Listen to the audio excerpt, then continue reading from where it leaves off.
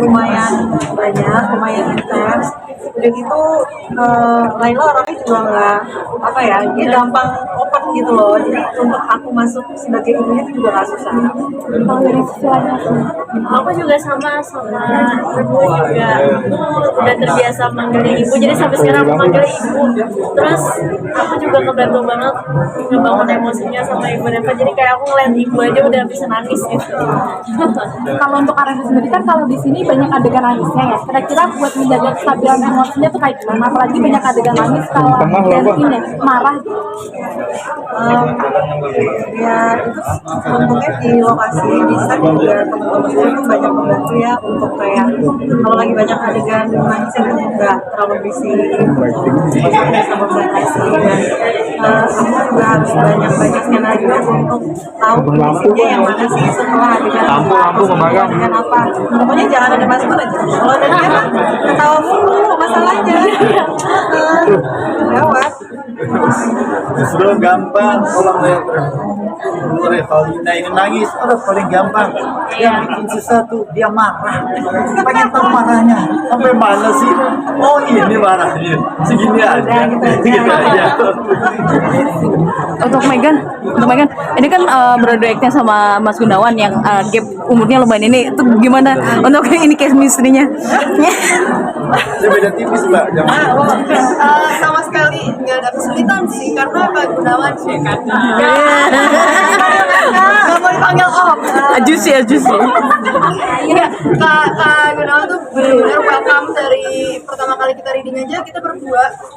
Dan aku nggak pernah ngerasa kayak ada gap atau merasa kayak aku lebih lama nih di Nintendo tuh aku nggak dapet vibe itu sama sekali dari Kak Gunawan. Jadi dari awal tuh udah sangat welcome, udah sangat open untuk bikin chemistry sama aku. Kita banyak juga di script tuh kita banyak coret-coret mana nyamannya buat kita, mana bagusnya buat karakter kita, dan banyak bercanda sih. Kak Gunawan suka buat bercanda, jadi kita tuh fun juga, nggak ngerasa canggung atau kayak takut salah ngapa-ngapain.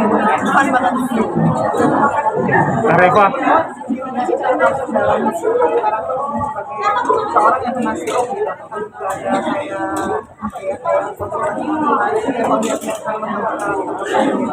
iya ada referensinya. Kebetulan Robert punya referensi banyak memang juga mungkin ya. Dan saya juga teman saya menanyakan gejala-gejala itu seperti apa sih akibatnya dan bagaimana gitu. Terutama fisik ya. Dan juga cara bicaranya seperti apa. Itu dapat referensi kira-kira sebelum kita syuting, jadi saya banyak melihat dan mempraktekkan di saat sebelum syuting.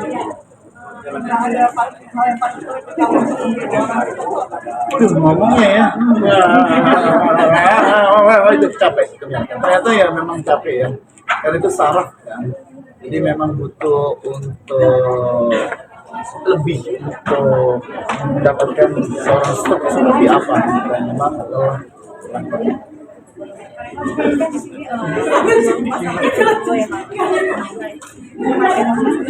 kondisi yang kita itu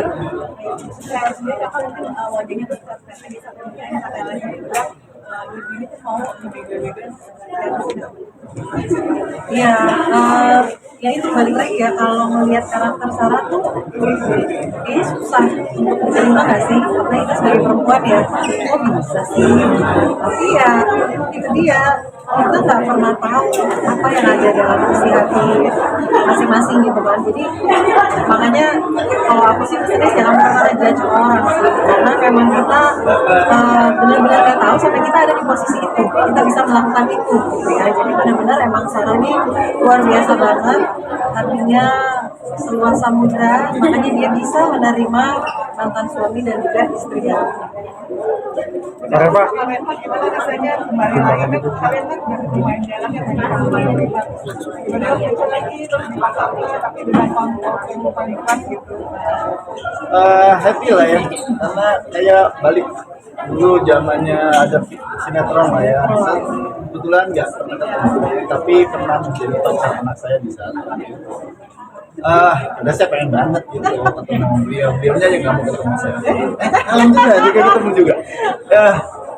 Ya alhamdulillah kita punya yang kedua, tapi kita terus terang komunikasi dengan driver supaya ada popnya di saat syuting.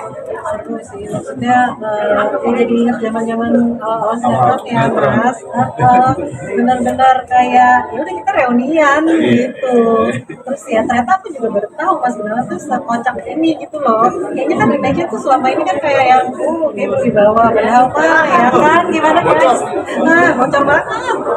Gitu Saya ngefans sama dia dulu. Masya Allah. Ya, siapa? Udah kembali. Oh enggak. Nah, Karena Pak, pertimbangan menerima job main film di sini. Terus kemudian ini lama nggak muncul di sinetron. Apakah memang lebih besar honornya di film ketimbang di sinetron atau gimana? Pertimbangannya apa nih? Masya Allah. Aku ngambil film ini benar-benar karena memang karakter Sarah ya. Karakter Sarah ini kan kuat banget di film ini. Gitu. Dan aku sih penasaran gimana sih caranya dan ceritanya, backgroundnya, kenapa bisa seorang perempuan bisa sekuat dan selemah ini dalam satu waktu gitu ya. Dan setelah aku menjalaninya kayak aduh aku banyak belajar banget dan ini sangat-sangat menginspirasi aku juga untuk menghadapi langkah ke depan, menghadapi kehidupan yang kadang-kadang di atas, kadang-kadang di bawah ya kan. Ya ada lucu-lucunya ya kan, ada sedih-sedihnya gitu dan makanya aku excited banget untuk film ini nanti tayang, mudah-mudahan juga penonton bisa menerima seperti kita gitu. Dan itu kenapa jarang di sinetron, karena memang waktunya kalau sinetron itu kan stripping tuh udah setiap hari ya, Senin sampai Sabtu. Sedangkan aku punya anak-anak di rumah yang aku kayak nggak bisa pisah gitu sama mereka. Jadi aku udah pernah syuting sinetron 2 tahun lalu, tapi efeknya kayaknya kurang baik ke anak-anak. Mereka jadi waktu sama aku tuh jadi berkurang banget. Dan akhirnya aku memutuskan untuk kayaknya lebih enak syuting film ya, jadi kan kayak project aja, kita kayak 9 kelar gitu, itu lebih enak. Bagi waktunya gimana dengan anak-anak dan job film ini? Ya alhamdulillah kalau film waktunya lebih fleksibel, iya pokoknya kalau mereka libur aku udah kasih. Terus juga kalau waktunya sebentar-sebentar bisa bawa mereka, biasanya aku bawa. Suka bawa anak-anak ke lokasi syuting gitu? Ya. Untuk Megan di sini karakternya sesuai usia dirimu atau dibikin tua aja sih sebenarnya? Di sini sebenarnya karakternya Anissa itu pastinya udah 20 ke atas ya. Dia udah kerja. Setelah dia bertemu sosok lelaki di satu kerjaan gitu. Jadi memang mungkin bisa dibilang lebih tua sedikit dari aku. Mereka di perasaan sebelumnya kan juga di luar kerja gitu ya. Apa sih yang menarik buat kamu sampai matang dengan laki peran-peran yang Oke, iya karena Praskona baru 2 hari lalu ya. Mungkin kalau buat judul yang satunya lagi, karakternya sangat beda sama di sini. Pesan yang mau disampaikan juga sangat berbeda antara 2 film ini. Kenapa aku berani untuk mengambil peran-peran yang tadi apa maaf? Oh di pinggir jurang, karena aku kayak mencoba karakter-karakter yang baru. Mungkin ada orang-orang yang kayak kok mau ya Megan jadi orang ketiga.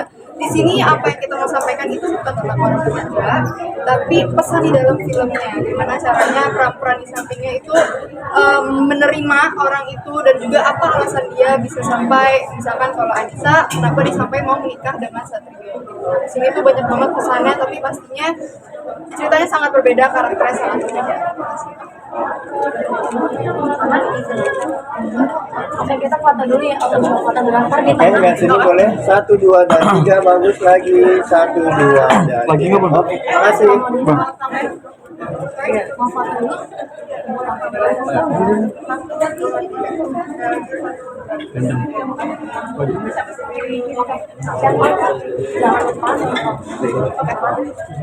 Ini sebut apa? Minumnya berarti.